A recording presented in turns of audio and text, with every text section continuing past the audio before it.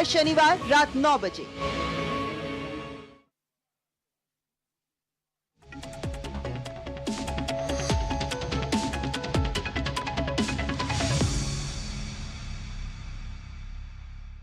नमस्कार, स्वागत है आप सभी का डीडी न्यूज के इस खास बुलेटिन एक्सप्रेस 100 में, जहां हम आपके लिए लेकर आते हैं राजनीति, मनोरंजन, देश दुनिया, खेल और व्यापार जगत की सभी बड़ी खबरों को एक्सप्रेस यानी कि फटाफट अंदाज में। मैं हूं आपके साथ भावना नैयर, तो देखिए खबरें तेज रफ्तार से। महाराष्ट्र के धुले में प्रधानमंत्री मोदी ने कहा, महायुति का घोषणा पत्र जन कल्याणकारी। साथ ही कहा, महायुति का वचननामा विकसित महाराष्ट्र और विकसित भारत का आधार बनेगा। इसके बाद नासिक में प्रधानमंत्री मोदी एक विशाल जनसभा को संबोधित कर एनडीए के हक में माहौल बनाएंगे। पीएम मोदी अगले एक हफ्ते में महाराष्ट्र में ताबड़तोड़ रैलियां करने वाले हैं। महाराष्ट्र के 288 विधानसभा सीटों के लिए 20 नवंबर को एक ही चरण में मतदान होगा। प्रधानमंत्री ने एक्स पर पोस्ट कर कहा कि महाराष्ट्र के मेरे परिवारजनों ने विधानसभा चुनाव में एनडीए प्रत्याशियों को अभूतपूर्व जीत दिलाने का दृढ़ निश्चय कर लिया है। महाराष्ट्र में आगामी विधानसभा चुनाव को लेकर नेताओं द्वारा जनसभा की जा रही है और इसी सिलसिले में आज केंद्रीय गृह मंत्री अमित शाह महाराष्ट्र के दौरे पर होंगे। अमित शाह महाराष्ट्र में 4 जगहों पर जनसभा को संबोधित करेंगे। वे शिराला, कराड दक्षिण, सांगली और इचलकरंजी विधानसभाओं में जाकर जनसभा में हिस्सा लेंगे। शिवसेना नेता और मुख्यमंत्री एकनाथ शिंदे, एनसीपी के अजीत पवार और बीजेपी नेता देवेंद्र फडणवीस भी गठबंधन के पक्ष में रैली करेंगे। वहीं महाविकास आघाड़ी ने भी चुनावी गारंटी की घोषणा के बाद से अपनी रणनीति को धार दे दी है। आज शरद पवार, उद्धव ठाकरे समेत गठबंधन के तमाम नेता अपने चुनावी वादों को रैलियों के जरिए दोहराएंगे। झारखंड के मुख्यमंत्री हेमंत सोरेन ने झामुमो की तरफ से चुनाव प्रचार की कमान संभाल रखी है। वो आज घाटशिला में जनसभा को संबोधित कर जनता को लुभाने का प्रयास करेंगे। वहीं झारखंड के भाजपा प्रदेश अध्यक्ष एवं पूर्व मुख्यमंत्री बाबूलाल मरांडी फतेहपुर और सतगावा में चुनावी रैलियों को संबोधित करेंगे। सबसे पहले बाबूलाल मरांडी जामताड़ा जिले के फतेहपुर के छातांडंगाल में ताल ठोकेंगे। उसके बाद कोडरमा जिले में जनसभा को संबोधित करेंगे। केंद्रीय कृषि मंत्री शिवराज सिंह चौहान आज पूर्वी सिंहभूम जिले के गौशाला मैदान चाकुलिया में एक जनसभा को संबोधित करेंगे और दोपहर बाद चक्रधरपुर में आयोजित जनसभा को संबोधित करेंगे। इंडी गठबंधन के प्रचार को धार देने के लिए कांग्रेस नेता और लोकसभा में प्रतिपक्ष के नेता राहुल गांधी आज झारखंड में 2 जनसभाओं को करेंगे संबोधित। कांग्रेस नेता राहुल गांधी सिमडेगा और लोहरदगा में चुनावी रैलियों के जरिए मतदाताओं को साधने का करेंगे प्रयास। राजस्थान में विधानसभा के उपचुनावों में बीजेपी और कांग्रेस के नेता जोर शोर से जुटे हुए हैं और इसी सिलसिले में 13 नवंबर को इन चुनावों के लिए मतदान होने वाला है। प्रदेश में 7 सीटों पर हो रहे चुनाव में मुख्यमंत्री बजूलाल शर्मा, बीजेपी प्रदेश अध्यक्ष मदन राठौड़ समेत बीजेपी नेता इसमें कड़ी मेहनत से जुटे हुए हैं और तूफानी प्रचार को दे रहे हैं धार। यूपी विधानसभा उपचुनाव के लिए भी चुनाव प्रचार ने रफ्तार पकड़ ली है। मुख्यमंत्री योगी आदित्यनाथ आज गाजियाबाद, कुंदरकी और मीरापुर में जनसभाओं को करेंगे संबोधित।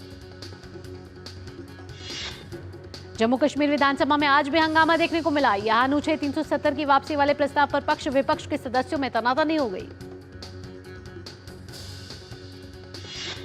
जम्मू कश्मीर में सोपोर मुठभेड़ में सुरक्षा बलों ने 2 आतंकियों को ढेर किया। सुरक्षा बलों ने 2 से 3 आतंकियों को घेरा हुआ था और ये मुठभेड़ बीती रात से ही जारी है। कश्मीर जोन पुलिस ने एक्स पर बताया कि आपत्तिजनक सामग्री, हथियार और गोला बारूद हुए बरामद। वहीं गांव रक्षा समिति के सदस्यों की हत्या के बाद किश्तवाड़ में आज बंद रखा गया। स्थानीय लोगों ने विरोध प्रदर्शन भी किया है। किश्तवाड़ जिले में 2 वीडीजी की हत्या पर भाजपा नेता कविंदर गुप्ता ने कहा कि लंबे समय से आतंकवाद की घटनाएं रुकी हुई थी, लेकिन फिर से ऐसी घटना दुर्भाग्यपूर्ण घटना है। मुख्यमंत्री उमर अब्दुल्ला ने घटना की निंदा करते हुए कहा कि जम्मू कश्मीर में लंबे समय तक शांति बनाए रखने में इस तरह की बर्बर हिंसा एक बड़ी बाधा बनी हुई है। अलीगढ़ मुस्लिम यूनिवर्सिटी यानी कि एएमयू के अल्पसंख्यक संस्थान के दर्जे पर सुप्रीम कोर्ट का बड़ा फैसला। अब 3 जजों की नई बेंच सुनवाई करेगी। सुप्रीम कोर्ट ने 4 से 3 से 1967 के अजीज बादशाह मामले में दिए गए उस फैसले को खारिज कर दिया है जिसके आधार पर एएमयू को अल्पसंख्यक दर्जा देने से इनकार किया गया था। हालांकि कोर्ट ने इस फैसले में दिए गए निष्कर्षों के आधार पर एएमयू के अल्पसंख्यक दर्जे को नए सिरे से निर्धारित करने का काम 3 जजों की बेंच पर छोड़ा। राष्ट्रपति द्रौपदी मुर्मू ने नई दिल्ली में केंद्रीय सतर्कता आयोग द्वारा आयोजित सतर्कता जागरूकता सप्ताह समारोह को किया संबोधित। इस वर्ष सतर्कता जागरूकता सप्ताह 28 अक्टूबर से 3 नवंबर तक मनाया गया है और इस बार इसका विषय सत्यनिष्ठा की संस्कृति से राष्ट्र की समृद्धि। भाजपा के राष्ट्रीय प्रवक्ता प्रदीप भंडारी ने कहा कि प्रियंका और राहुल गांधी ने जमाते इस्लामी से समर्थन मांगकर अपना रुख साफ कर दिया है कि कांग्रेस अपनी पार्टी को आधुनिक मुस्लिम लीग के रूप में चलाना चाहते हैं। मुख्यमंत्री पिनराई विजयन ने कहा कि प्रियंका वाड्रा जमाते इस्लामी के समर्थन से वायनाड में चुनाव लड़ रही हैं। सीएम विजयन ने आरोप लगाया कि जमाते इस्लामी का आचरण लोकतांत्रिक व्यवस्थाओं के लिए उपयुक्त नहीं है। विदेश मंत्री डॉक्टर एस जयशंकर ने सिंगापुर के उप प्रधानमंत्री और व्यापार एवं उद्योग मंत्री गान किम योंग से मुलाकात कर सिंगापुर की अपनी यात्रा की शुरुआत की। विदेश मंत्री डॉक्टर एस जयशंकर ने एक्स पर लिखा कि बैठक में हरित ऊर्जा, कौशल विकास और सेमीकंडक्टर पर ध्यान केंद्रित करते हुए वर्तमान साझेदारी को आगे बढ़ाने पर हुई चर्चा। विदेश मंत्री डॉक्टर जयशंकर ने सिंगापुर में ASEAN Bharat think tank network के 8वें राउंड टेबल सम्मेलन को किया संबोधित। विदेश मंत्री ने कहा कि मोदी सरकार का उद्देश्य देश में 12 नए औद्योगिक पार्क स्थापित करना है और इसके मद्देनजर प्रतिभा और कौशल को और भी निखारा जाएगा। विदेश मंत्री डॉक्टर एस जयशंकर की प्रेस कॉन्फ्रेंस को टेलीकास्ट करने के कुछ घंटे बाद ही कनाडा सरकार ने ऑस्ट्रेलियाई टुडे आउटलेट को बैन कर दिया और इस दौरान जयशंकर ने भारत कनाडा कूटनीतिक गतिरोध पर टिप्पणी भी की। इस पर हैरानी जताते हुए भारत ने इस बात पर जोर दिया है कि यह अभिव्यक्ति की स्वतंत्रता के प्रति कनाडा के पाखंड को उजागर करता है। उदीयमान सूर्य को अर्घ्य देकर 4 दिनों से चला आ रहा छठ महापर्व संपन्न हो गया। बिहार समेत देश भर के घाटों पर श्रद्धालुओं की भीड़ उमड़ी। उत्तर प्रदेश के प्रयागराज में संगम घाट पर छठ पूजा के अवसर पर बड़ी संख्या में श्रद्धालुओं ने उगते सूर्य को अर्घ्य दिया। प्रधानमंत्री नरेंद्र मोदी ने एक्स पर पोस्ट करते हुए कहा कि महापर्व छठ के 4 दिवसीय अनुष्ठान से प्रकृति और संस्कृति की जो झलक देखने को मिली है वो देशवासियों में एक नई ऊर्जा और उत्साह भरने वाली है। छठ पूजा पर महाराष्ट्र के उप मुख्यमंत्री देवेंद्र फडणवीस ने सभी छठ व्रतियों को छठ पर्व की शुभकामनाएं दी। त्रिपुरा के जिरानिया रेलवे स्टेशन पर 6 बांग्लादेशी नागरिकों को हिरासत में ले लिया गया है। ये अवैध रूप से भारत में प्रवेश कर रहे थे। हिरासत में लिए जाने के बाद इन्हें अगरतला जीआरपी स्टेशन ले जाया गया, जहां उनसे कड़ी पूछताछ की जा रही है। पंजाब के फिरोजपुर में पराली के खुले गोदाम में आग लग गई है और दमकल की गाड़ियों की मदद से आग पर काबू पाया गया। दिल्ली एनसीआर की हवा में प्रदूषण का स्तर बेहद खराब बना हुआ है। कई इलाकों में वायु गुणवत्ता सूचकांक AQI 400 के भी पार दर्ज किया गया। रोजाना की तरह आज भी सुबह से कई इलाकों में धुंध की चादर देखी गई। रोहिणी का AQI 439 और मुंडका का AQI 428 दर्ज किया गया। वहीं आनंद विहार का AQI 415 दर्ज किया गया। प्रधानमंत्री ने भाजपा के वरिष्ठ नेता देश के पूर्व उप प्रधानमंत्री लाल कृष्ण आडवाणी को उनके जन्मदिन पर दी हार्दिक शुभकामनाएं।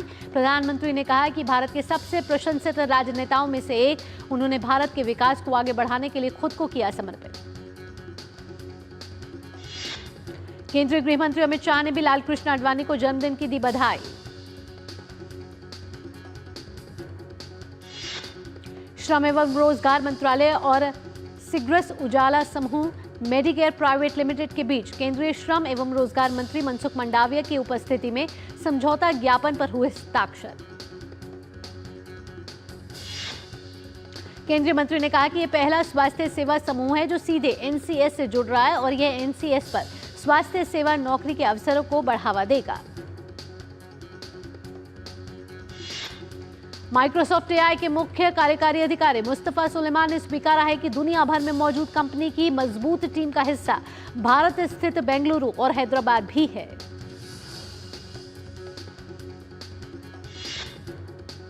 एक्सप्रेस 100 में वक्त हो चला एक छोटे से ब्रेक का। ब्रेक के बाद में रफ्तार भरी खबरों के सिलसिले को आगे बढ़ाएंगे।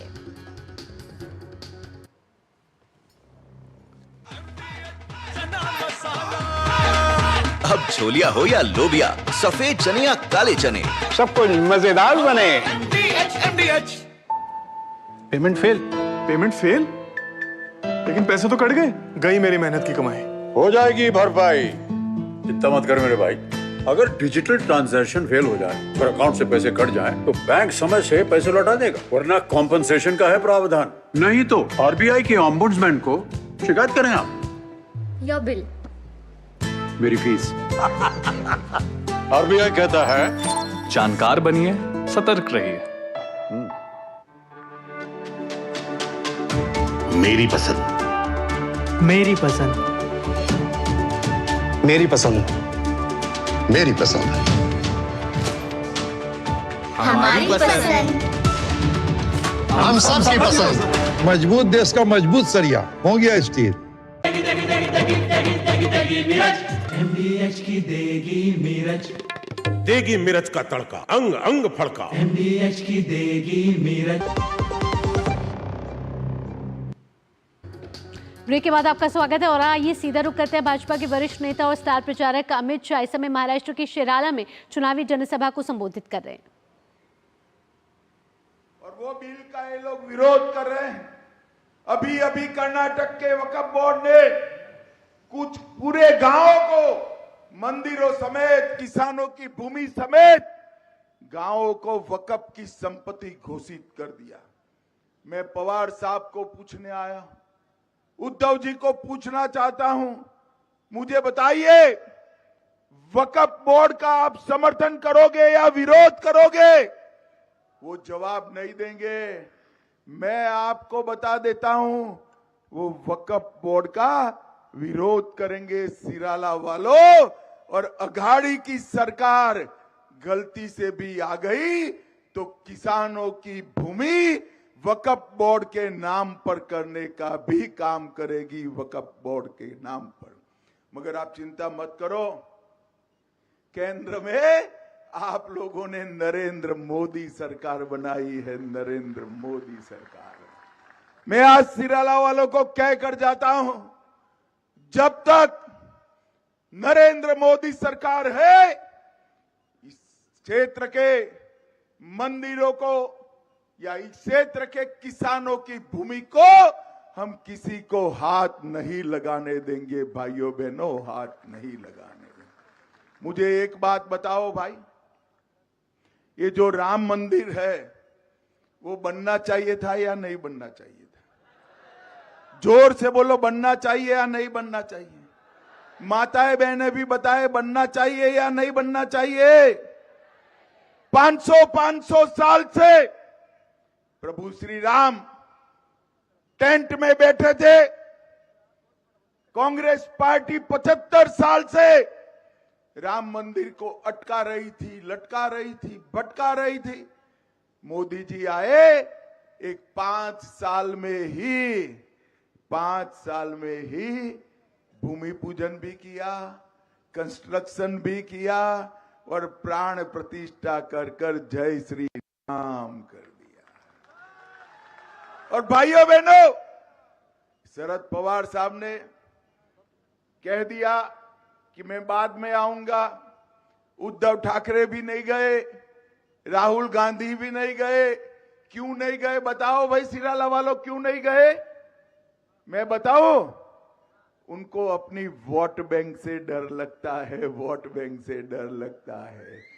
मगर हम भाजपा वाले वो वोट बैंक से नहीं डरते हैं। सिर्फ राम जन्मभूमि नहीं, हमने काशी विश्वनाथ का कॉरिडोर भी बनाया और सोमनाथ का मंदिर भी सोने का बन रहा है। इसको कोई नहीं रोक सकता। भाइयों बहनों, यहां पर जो तुष्टीकरण की राजनीति चली है, वो तुष्टीकरण की राजनीति को अटकाने का एकमात्र रास्ता महायुति की सरकार है, भारतीय जनता पार्टी की सरकार है। और ये सिराला की नाग पूजा को भी जो बंद करने की हिम्मत करी है ना, इसका भी कारण उनकी वो वोट बैंक है। मैं फिर से एक बार दोहराऊंगा, नाग पूजा धार्मिक रूप से परंपरागत तरीके से धड़ल्ले से चालू होगी, इसको कोई नहीं रोक सकता। अन्ना भाऊ साठे का स्मारक बनाने का काम, निर्माण का वादा किया था, नहीं किया। महायुति सरकार ने बनाया और जहां पर सिराला किले में संभाजी महाराज को छुड़ाने का अंतिम संघर्ष हुआ था, वहां पर अभी तो हमने 13 करोड़ रुपए से स्मारक बनाने का प्रावधान किया है। मगर तुम जीत कर आ जाओ भाई, इसको पूरे देश का स्मारक बनाने का काम भारतीय जनता पार्टी करेगी। एमआईडीसी ने यहां पर एक एमआईडीसी का यूनिट है, उसका हम विस्तृतीकरण करेंगे और बड़े बड़े उद्योग ये पहाड़ी क्षेत्र के विकास के लिए भी हम लेकर आएंगे। भाइयों बहनों, आज इस विराट सभा के माध्यम से मैं शरद पवार जी को पूछना चाहता हूं।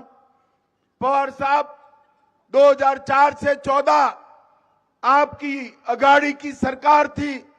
10 साल महाराष्ट्र के लिए आपने क्या किया, इसका हिसाब दीजिए। सिराला वालों वो हिसाब नहीं देते हैं, मगर मैं तो बनिए का बेटा हूं भाई, हिसाब लेकर आया हूं। सुनना है क्या? जरा जोर से बोलो, सुनना है? 10 साल में अगाड़ी की सरकार ने महाराष्ट्र को सिर्फ 1,91,000 करोड़ रुपया दिया। 1 लाख। तो भाजपा के वरिष्ठ नेता और स्टार प्रचारक अमित शाह इस समय महाराष्ट्र में जनसभा को संबोधित कर रहे थे, जहां उन्होंने कहा कि किसानों की जमीन को हाथ नहीं लगाने देंगे और साथ ही साथ उन्होंने कहा कि भाजपा जो है वोट बैंक की राजनीति नहीं करती और जब वो शिराला में आएगी, महाराष्ट्र में वापस आएगी, तो ऐसे में वो क्षेत्रों में, ग्रामीणों में मंदिरों का उद्धार करेगी और किसानों के लिए भी जो ज़मीन है उसका अवैध अधिग्रहण नहीं होने देगी। आइए एक्सप्रेस 100 का एक बार फिर से रुख करते हैं और रफ्तार भरी खबरों के सिलसिले को आगे बढ़ाते हैं। शहरी तथा ग्रामीण बाजारों में उपभोक्ता मांग में क्रमिक सुधार देखा गया और भारत के अधिकतर क्षेत्रों में ग्रामीण क्षेत्र मात्रा वृद्धि के मामले में शहरी क्षेत्रों से आगे निकल रहे हैं। भारतीय टेलीकॉम ने भारतीय परिवार की निवेश company Indian continent investment limited से कंपनी के करीब 1.2% हिस्सेदारी खरीदी है। ऑटो सेक्टर की प्रमुख कंपनी महिंद्रा एंड महिंद्रा का जुलाई सितंबर तिमाही में शुद्ध लाभ में 13% की वृद्धि के साथ 3,841 करोड़ रुपए की वृद्धि दर्ज। टाटा ग्रुप की रिटेल कंपनी ट्रेंट लिमिटेड ने दूसरी तिमाही का मुनाफा 47% और रेवेन्यू 39% उछला है। टाटा पावर ने ऐलान किया है कि कंपनी ने नोएडा इंटरनेशनल एयरपोर्ट के साथ एग्रीमेंट साइन किया है। Tata power trading company limited इस साझेदारी में सबसे आगे होगी, संपूर्ण रिन्यूएबल एनर्जी पोर्टफोलियो इंटरफेस का प्रबंधन करेगी। मिंडा कॉर्पोरेशन को यमुना एक्सप्रेस वे औद्योगिक विकास प्राधिकरण क्षेत्र में करीब 22 एकड़ औद्योगिक भूमि आवंटित की गई है। घरेलू हवाई यात्रियों की संख्या अक्टूबर में 6.3% बढ़कर 138.5 लाख हो गई है, जो पिछले महीने 130.3 लाख थी। टाटा कंसल्टेंसी सर्विसेज ने एयर फ्रांस KLM के साथ मल्टी ईयर डील साइन की है। त्योहारी सीजन में बड़ी छूट और उच्च ग्रामीण आय के कारण भारत के ऑटो सेक्टर की खुदरा बिक्री में आई तेजी। ईडी ने फ्लिपकार्ट और अमेज़न से जुड़े विक्रेताओं पर मनी लॉन्ड्रिंग से जुड़ी गतिविधियों को लेकर देश भर में कई जगहों पर छापेमारी की। एयरटेक कंपनी फिजिक्स वाला का घाटा वित्त वर्ष 2023-24 में 346% बढ़कर 375 करोड़ रुपए हो गया। जर्मन ऋणदाता डाइचे बैंक ने भारत में अपने परिचालन को मजबूत करने के लिए अतिरिक्त पूंजी निवेश करने की घोषणा की। भारत का स्मार्टफोन बाजार चालू कैलेंडर वर्ष की तीसरी तिमाही में मात्रा के लिहाज से दुनिया भर में दूसरा सबसे बड़ा बाजार बनकर उभरा। 20 नवंबर से गोवा में भारतीय अंतर्राष्ट्रीय फिल्म महोत्सव यानी कि इफी हो रहा है शुरू। रूस के राष्ट्रपति व्लादिमीर पुतिन ने डोनाल्ड ट्रंप को अमेरिका के 47वें राष्ट्रपति चुने जाने पर दी बधाई। चुनाव अभियान के दौरान डोनाल्ड ट्रंप ने एक इंटरव्यू में कहा था कि अगर वे राष्ट्रपति होते तो रूस यूक्रेन जंग शुरू नहीं होने देते।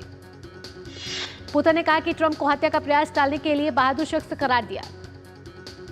दक्षिण पश्चिमी राज्य न्यू मैक्सिको के कुछ हिस्सों के लिए नवंबर में बर्फानी तूफान की चेतावनी जारी की गई है।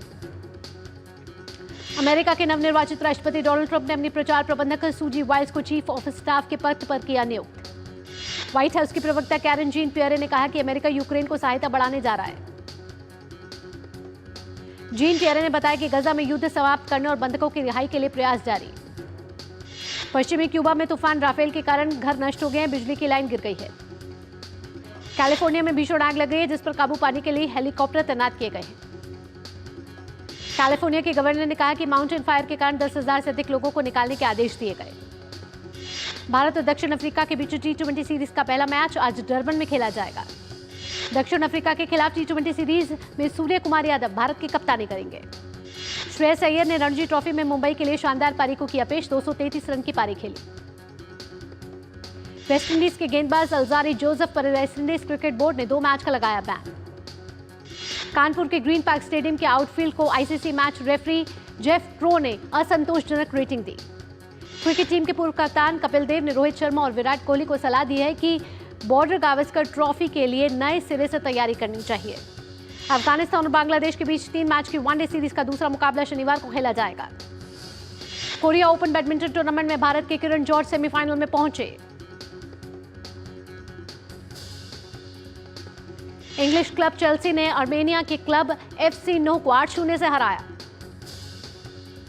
यूरोपा लीग में मैनचेस्टर यूनाइटेड ने ग्रीक क्लब पाओक को 2-0 से हरा दिया। पेरू फुटबॉल फेडरेशन के प्रेसिडेंट अगस्टिन लोजे ने भ्रष्टाचार मामले में गिरफ्तार। यूएई के pro league football club Al Ain ने अपने कोच हर्नन क्रेस्पे को हटा दिया।